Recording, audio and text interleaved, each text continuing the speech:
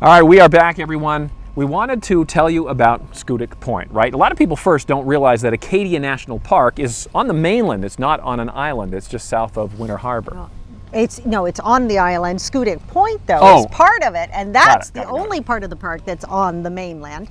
We had been able to see it just a few minutes ago because the fog rolled in on cue. It's actually only 4 miles across via water, but to get there via roads, it's 45 minutes from Bar Harbor. But I tell you what, a lot of people say, if you want peace and quiet, Schoodic Peninsula is the place to visit. The serenity is what first strikes you.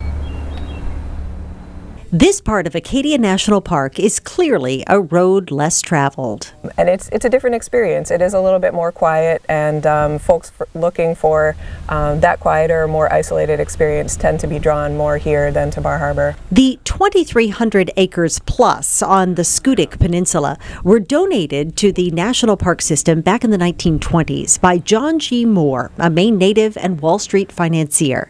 While some of the land was used as a communication center for the Navy for decades, that land too has been turned back over to the park and now houses the Schoodic Education and Research Center, one of 17 National Park Service research learning centers across the country.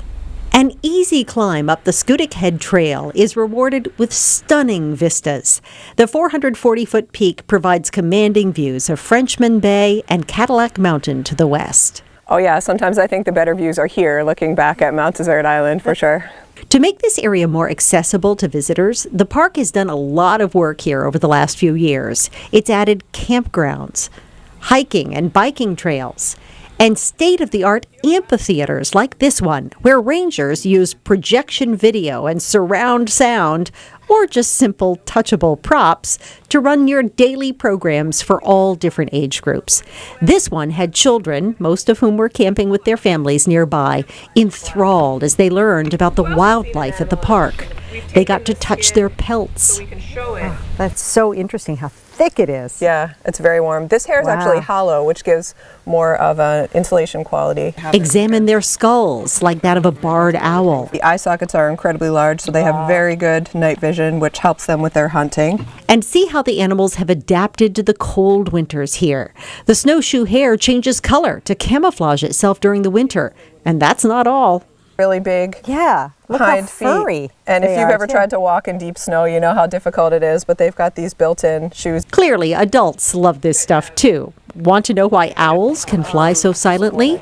This fringe along the front of their wings makes all the difference. They're from another type of bird, such as a crow or raven. You can hear how loud that is, versus this would represent that fringed edge. You can see how that doesn't make a sound.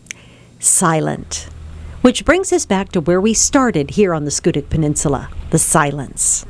If that's what you're looking for in a national park experience, the Schoodic Peninsula, with its quiet, rocky beaches, makes it worth going the extra miles.